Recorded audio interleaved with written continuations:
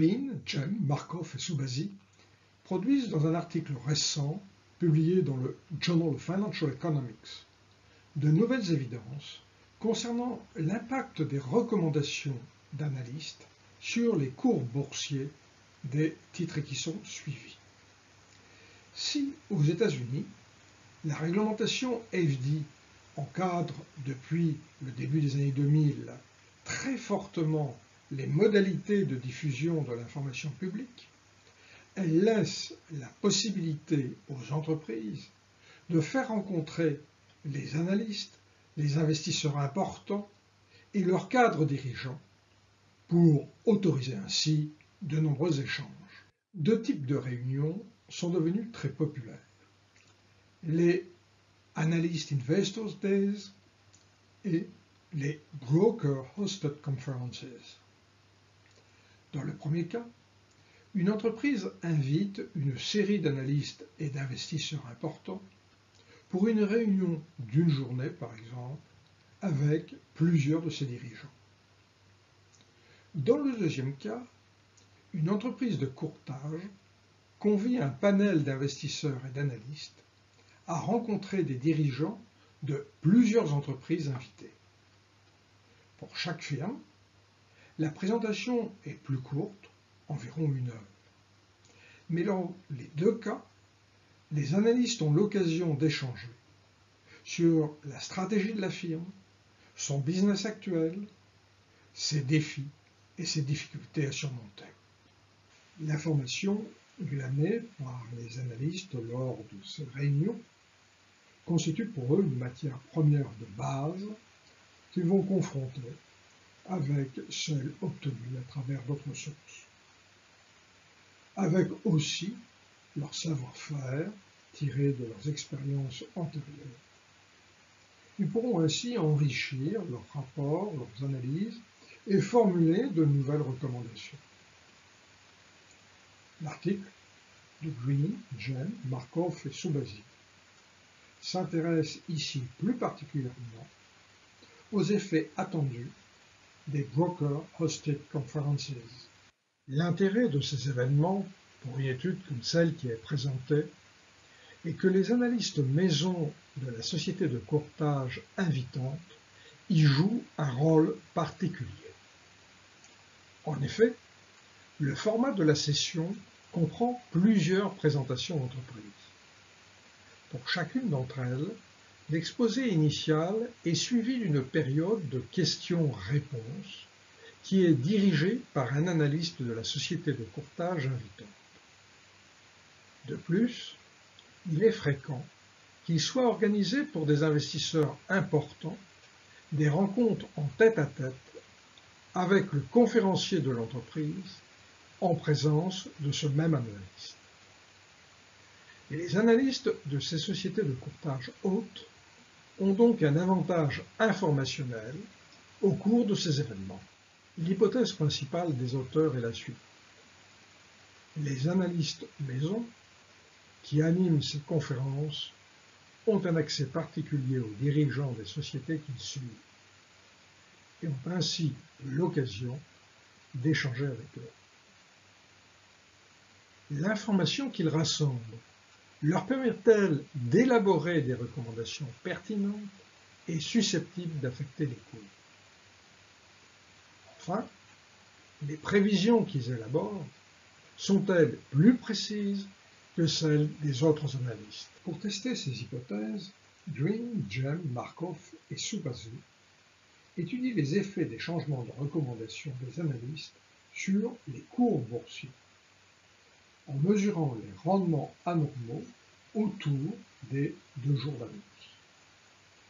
Parmi tous ces changements de recommandations, il distingue ceux réalisés par des analystes de sociétés de courtage hôtes d'une conférence ayant accueilli la société en question et les autres analystes. Il distingue également, en ce qui concerne les analystes maison, les changements effectués avant une conférence et ceux réalisés après une conférence.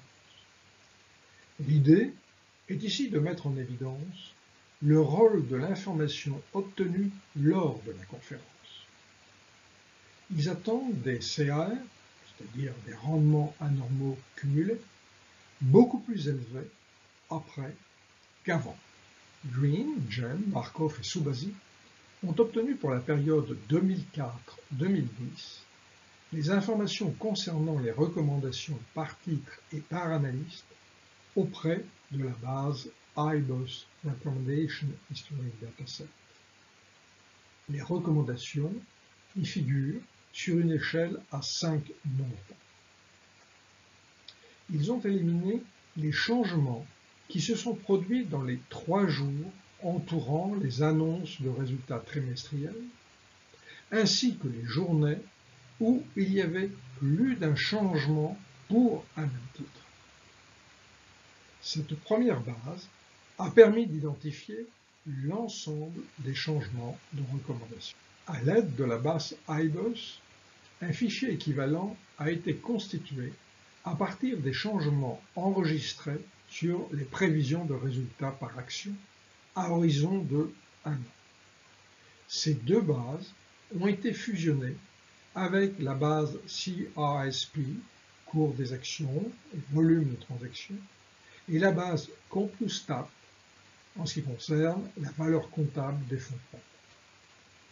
Les firmes pour lesquelles des valeurs manquaient ou avec des fonds propres négatifs ont été éliminées.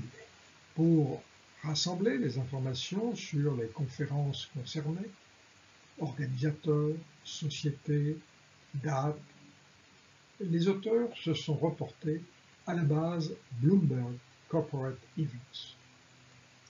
Ils n'ont retenu que les bureaux fournissant à IBOS au moins des recommandations ou des prévisions provenant de 5 analystes.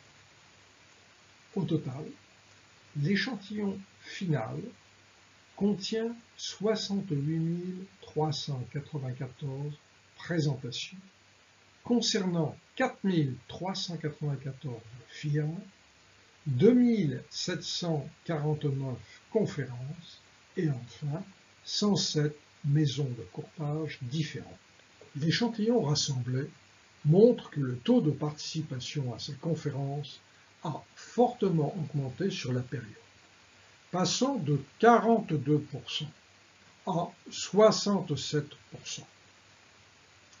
La fréquence des participations de chaque entreprise peut être très élevée. Près de 40% participent au moins à 4 conférences par an. Concernant les changements de recommandation, ils sont généralement de 1 ou 2 crans. Les variations à la hausse et à la baisse sont à peu près aussi nombreuses les unes que les autres. Il en est de même pour les changements de prévision. Les rendements cumulés anormaux, CAR, ont été calculés à partir des rendements composés sur la fenêtre de jour de la conférence et du lendemain, diminués des rendements composés d'un portefeuille constitué de titres les plus voisins en termes de taille, de ratio book-to-market et de momentum. Les auteurs ont ici suivi la méthode de Daniel, Krimlat, Titman et Vermeers.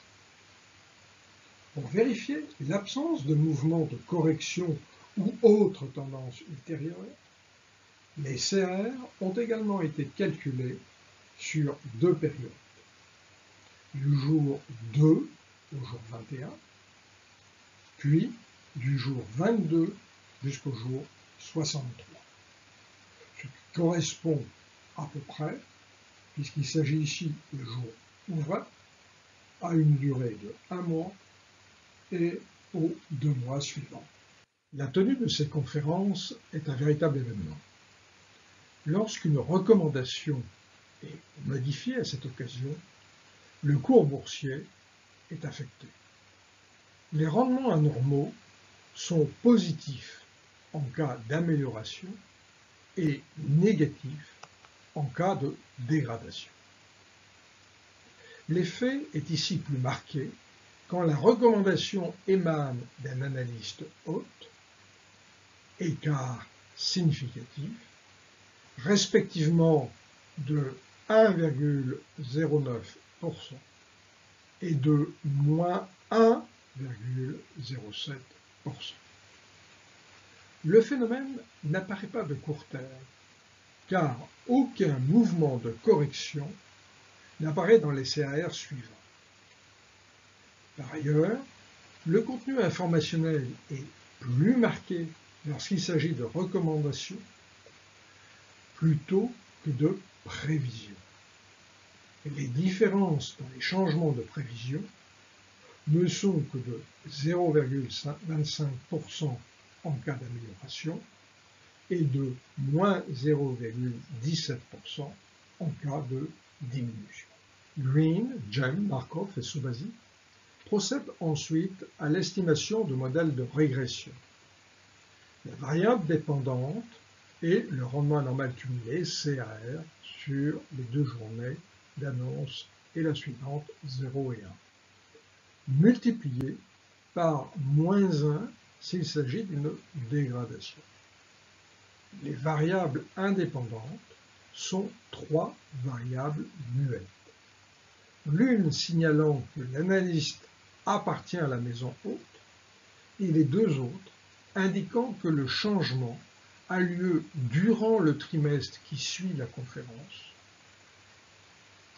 Un ensemble de variables de contrôle tient compte des caractéristiques des analystes, maisons de courtage et firmes habituellement associées à la qualité des recommandations.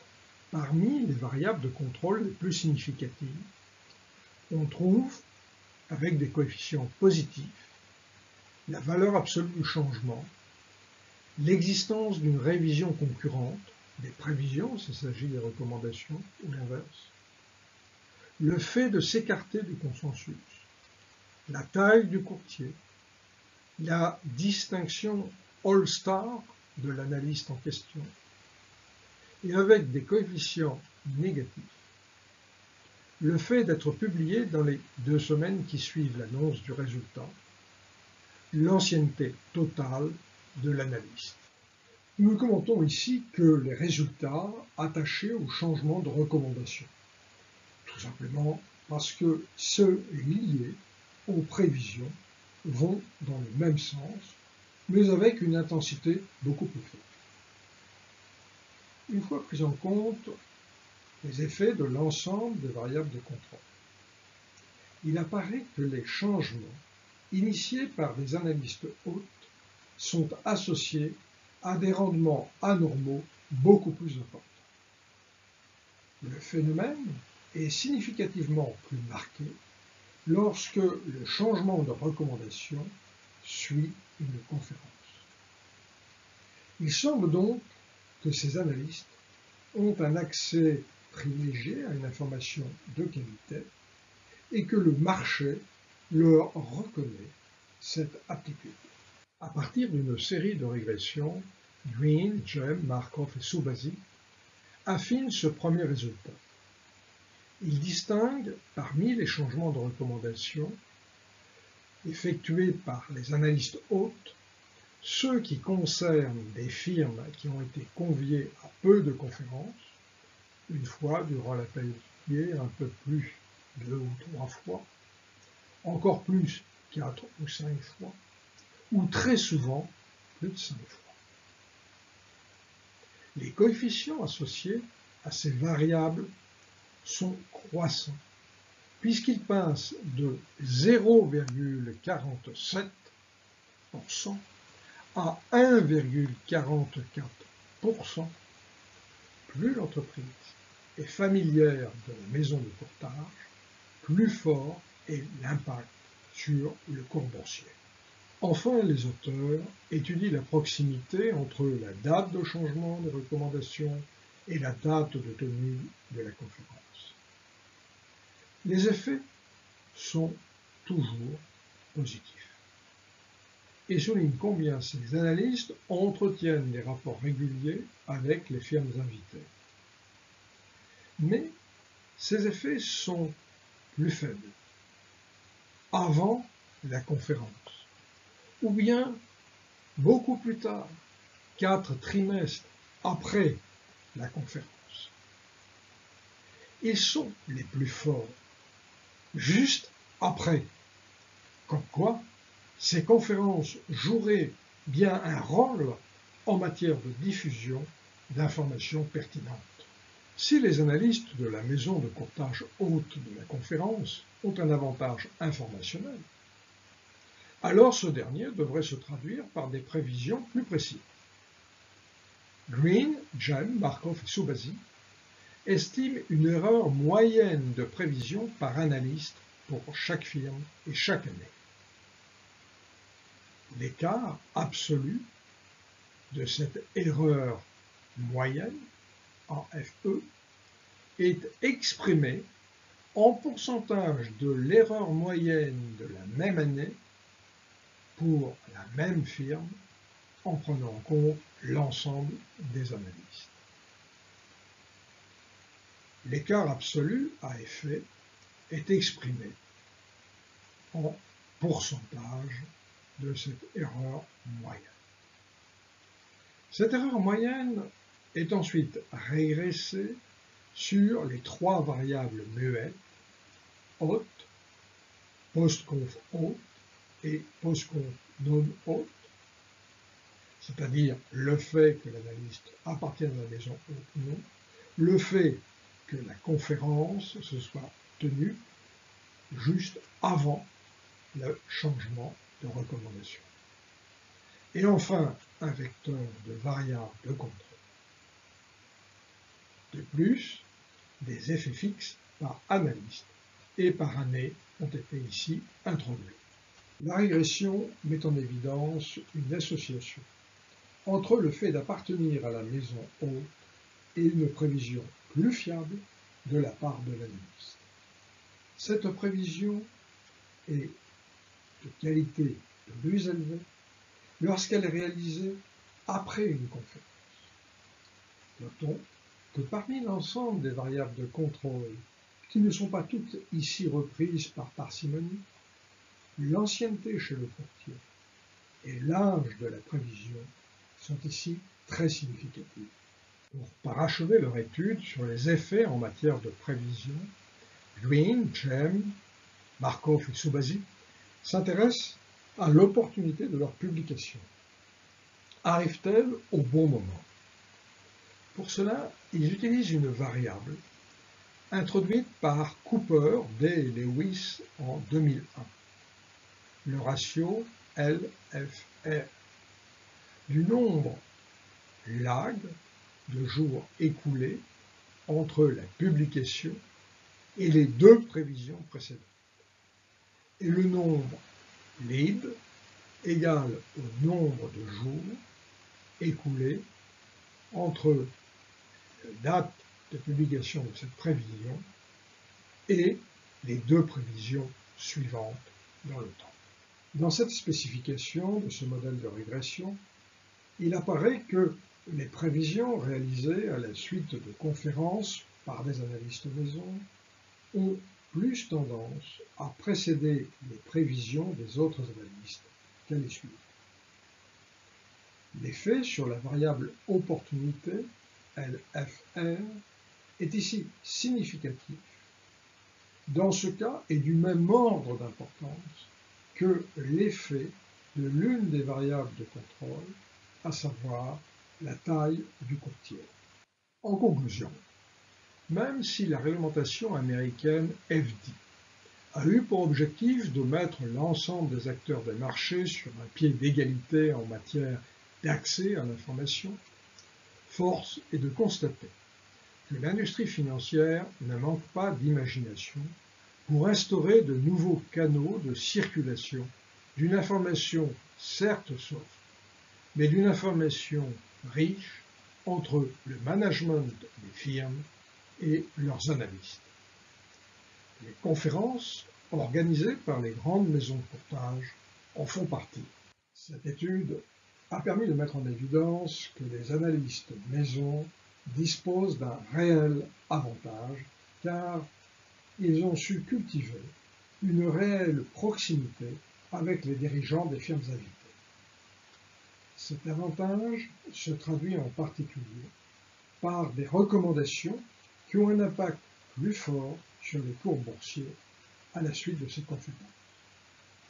Par ailleurs, leurs prévisions apparaissent plus précises et précèdent celles des autres analystes. Elles les confortent ainsi en position de leader.